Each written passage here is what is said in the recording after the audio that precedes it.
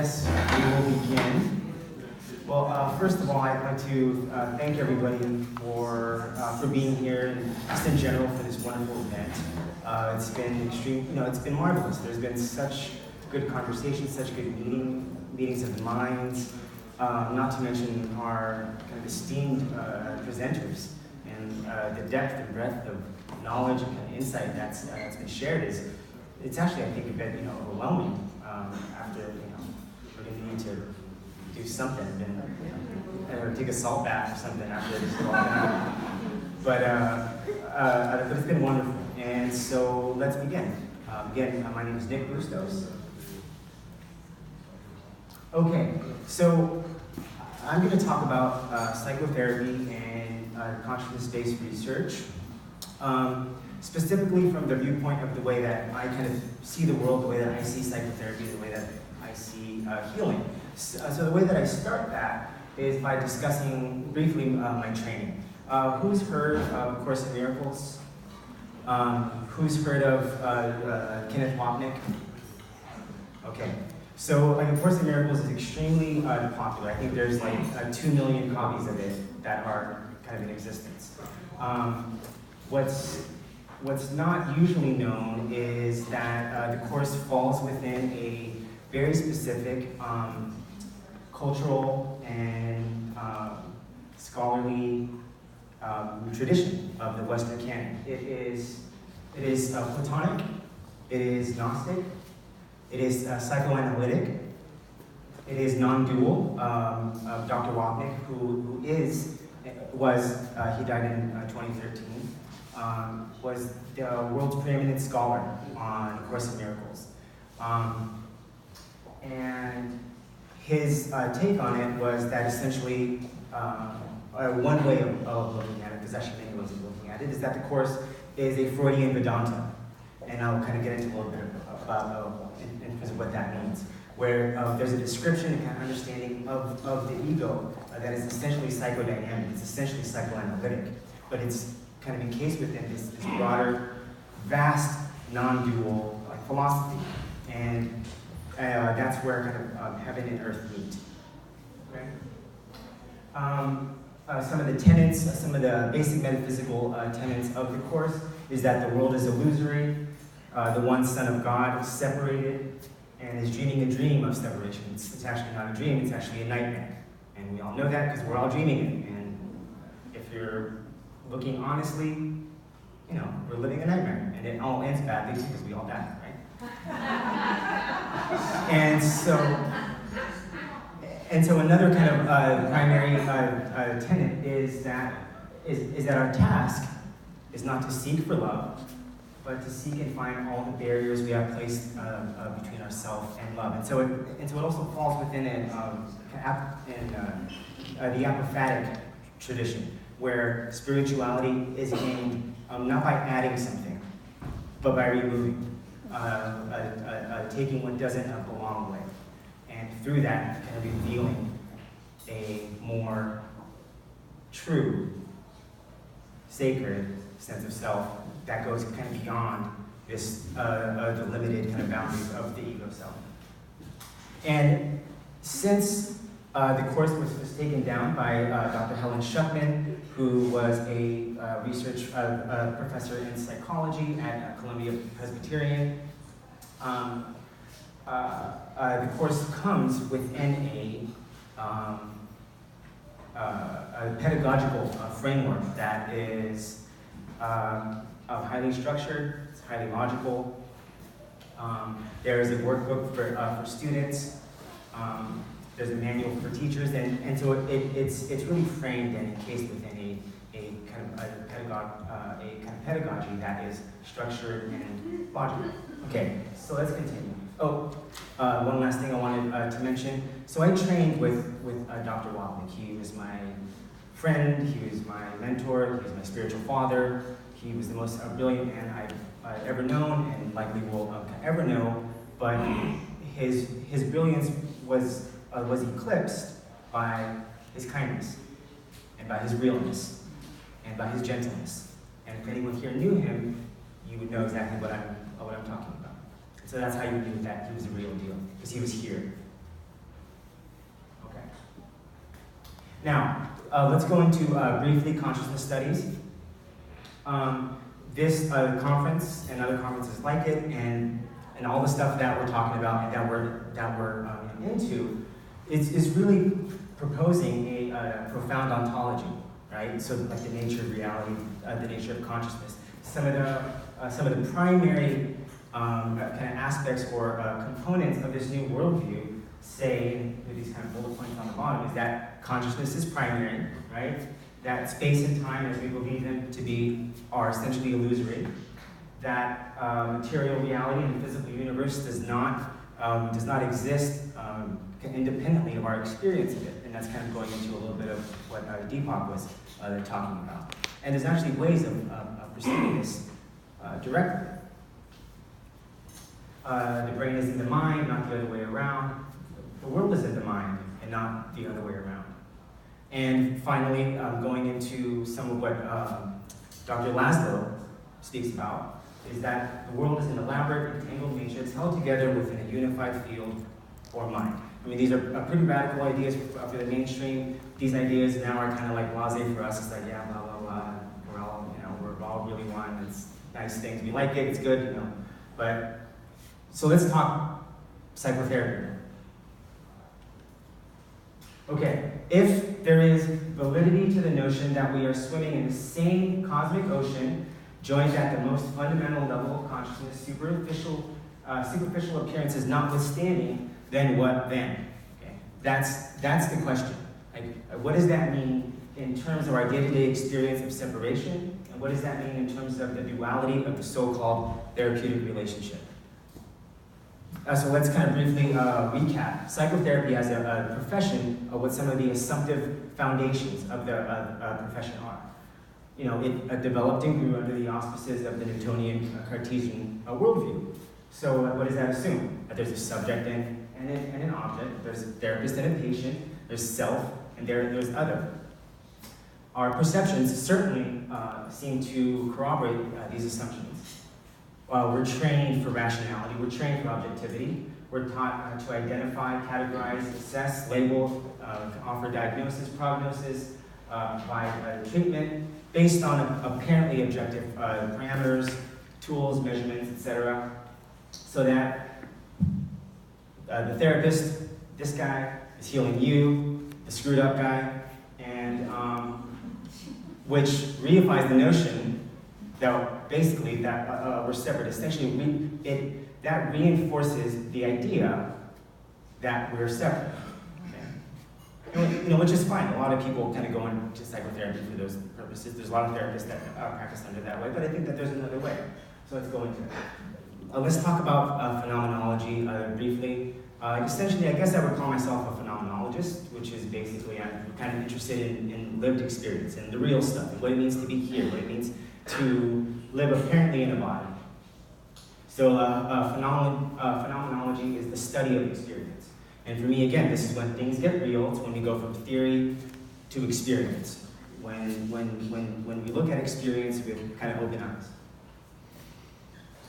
Okay, so I came up with this term, it's called ego negation, or EN.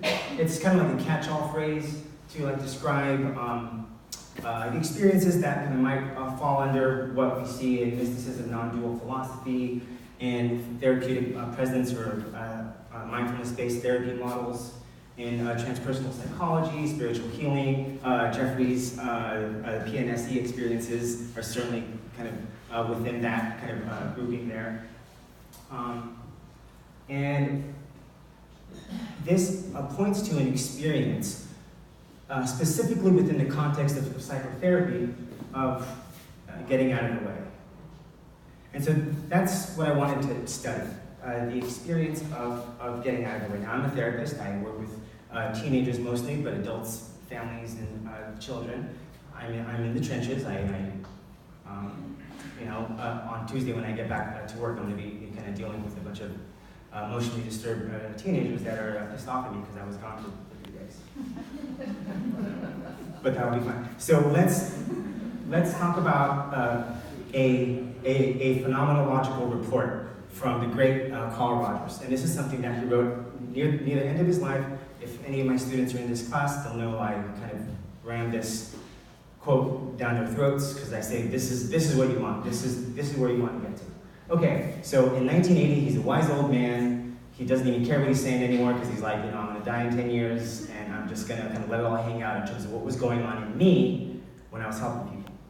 He says, when I'm at my best, I discover another characteristic. I find out when I'm closest to my inner intuitive self, when I'm somehow in touch with the unknown in me, when perhaps I'm in a slightly altered state of consciousness, then whatever I do seems to be full of healing. Then simply my presence is releasing and helpful. There's nothing I can do to force this experience, but when I can relax and be close to the transcendental in me, then I may behave in strange and impulsive ways in the relationship, ways that I cannot justify rationally, etc., etc.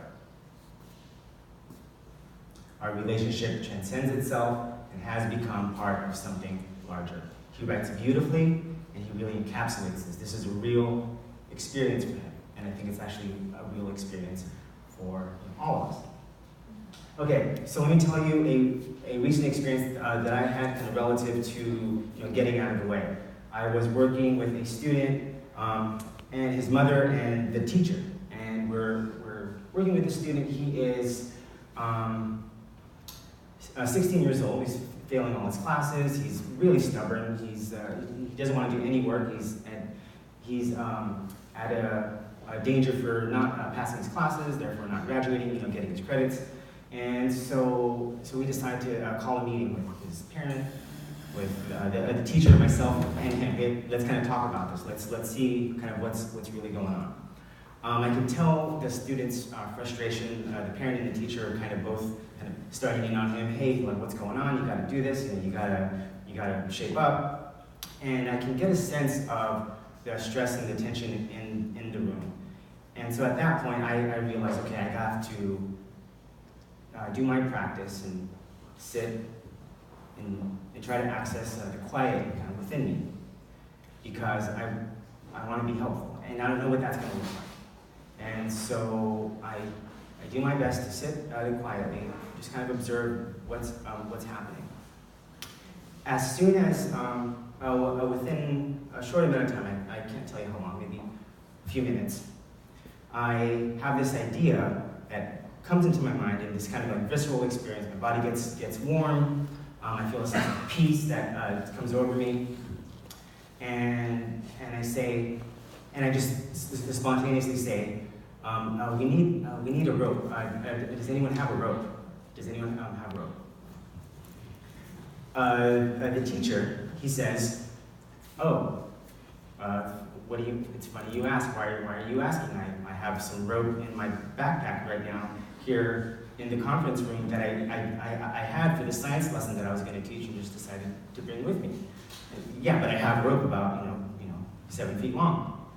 I said, okay, can you pull that out? And so basically, what I ended up doing, kind of facilitating between the student and the parent and the teacher and myself, is kind of an enactment of the kind of push and pull, or the tug of war that was going on between the student and the teacher in the moment. So I kind of facilitated this thing in the middle of the conference room. I needed the rope. I had no idea, somehow he had rope. I asked for it and it was there.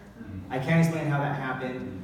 There's other kind of less dramatic examples of that happening in my practice, fairly consistently. And I feel like that's likely the same for many of you. And that's not a unique experience, right? It's not where you just know. Somehow you just know. It's a felt experience. You just know. Okay, so that's what I wanted to study. My research was a kind of qualitative analysis on therapists who practice psychotherapy according to the principles of A Course in Miracles. So I recruited individuals who were practicing or retired, who had experience with ego negation, working in this way in their clinical practice. So they were practitioners of A Course in Miracles, and they were all mentored by Kenneth Wapnick. Okay. So these were some of the kind of culminating responses in terms of them kind of articulating this experience of getting out of the way, this experience. So one of the highlights, one of the themes is the experience of spontaneous or kind of the effortless interventions, some of what I just spoke about. So here's a quote from a participant. She said, "I never knew what would come through me when I allowed this process to overtake me, but there was a sense of peacefulness, there was a sense of certainty, and I didn't question it because I knew it was the right way to be with the client, that I wasn't allowing the interferences to come through in terms of I wasn't allowing ego to be present." Like in a more dramatic report, this was from a more long-term practitioner. She says, "I would like to say I was a better therapist, but it's almost like saying I don't know who the I was, you know? When I was out of the way, I mean, I was really gone." So it was a form of therapy that certainly you didn't learn about when you were studying for your master's. And she kind of laughed after she said that. And you couldn't even talk about that at school at this level. And kind of hopefully in terms of our kind of new education model, as far as kind of individual education, we can start talking about this to master's students, or with master's students. Another significant theme is related to the idea of the transformed purpose of the psychotherapy encounter. That it became, well, I'll let the quote speak for itself, where it says, "Psychotherapy, when I'm not identified with my ego, is an experience. It's an experience of love. I see psychotherapy in its purest form as the experience of two people together joining without a sense of difference." So it's not about healing the client. It's not about helping the client through the symptoms necessarily. It's first about establishing a bond of love, a unity of love between yourself and other, at which point the sense of individuality just naturally dissolves. And from there, the healing happens. From there, the healing happens, and it's nothing that you have to direct. It's nothing that you have to be in charge of. In fact, the need to be a healer is antithetical to healing, and that can be a real kind of punch in the gut to those of us who really believe that we're helping others. But in fact, there's usually, and the course is a wonderful spiritual document because it kind of elucidates that whole dynamic of believing yourself to be separate and necessarily kind of engenders the sense of separation, which means that you believe in of individuality, which leads to the belief that there are kind of other people out there that need to be healed, and that you are responsible for healing. And that's a tremendous burden, because at the deepest level of our awareness, we know that we can't heal anyone else. I mean, we know that. I mean, that's why we go to trainings and conferences all the time to try to get more information, to be like, okay, maybe I'll find something that's going to heal it, but it doesn't work that way. It's not the way it works. And again, this is somewhat kind of radical, even to kind of establish healers, because again, there is a part of the self-structure that believes oneself to be the agent of healing. And according to this cosmology, the metaphysical ontology, that's not the case. The separation never happened. The job and the role of the therapist is to get him or herself out of the way, so that the internal presence of love beyond the ego can manifest and do its thing. And so your job is just to get yourself the hell out of the way. Like you're the problem. My greatest spiritual insight that I've ever had. I'll tell you my greatest spiritual experience. Okay, ready? I've been meditating for a really long time, and I've done a bunch of weird stuff, But this is my greatest spiritual experience. Somehow, one fine day, I'm sitting at my desk, and it dawns on me, and I feel the presence, the presence of love, the presence. And it dawns on me, holy crap, I'm the asshole. I am the asshole. Wait, in all, and then that kind of, that was like a fractal kind of, imprint. All my problems, all my issues, that everything I've ever been through, all my neediness, all my anxiety, all my depression, It's all me. It's all me. I'm not separate from one bit of it. My beliefs and perceptions about Donald Trump, my beliefs and perception about the state of the world, that's all reflective of my own state of mind. It's not that I caused it. We don't want to fall into simple solipsism. But you're never separate from what your experience is. And so, kind of ultimately, I think at the most kind of fundamental level, you say, I'm the problem. And if you can say that, I think with a straight face or even smile, I think that's likely helpful. So I'll finish there. I guess, is there time for a question? Hi, Paul. Hello, Nick. Thank you. Sure. The question is, how did that case when you were sharing? Oh, fantastic. Okay. Thank you for that. He actually passed some of his classes and he graduated just. But in the moment when you were going through the power struggle, what was the aha? What was the shift? The road. With the road. Like, you mean like the shift in terms of the actual enactment? Yeah. The powers, the breakthrough. Yeah, okay. Gotcha. So I had them each doing like the tug of war. I said, okay, you guys pull, grab this, hold it tight. I remember like telling them, okay, hold this tight. Do not let go. Do not let go. And then I said the same thing to the mother and the teacher. Don't let go. Do not let go. Now pull tight. And so felt the tension, and then I went up and I hit the rope, and it wasn't slack. It was tight. So there was kind of this like oscillation, going on. I said, guys, this is the problem. Like we're working against each other.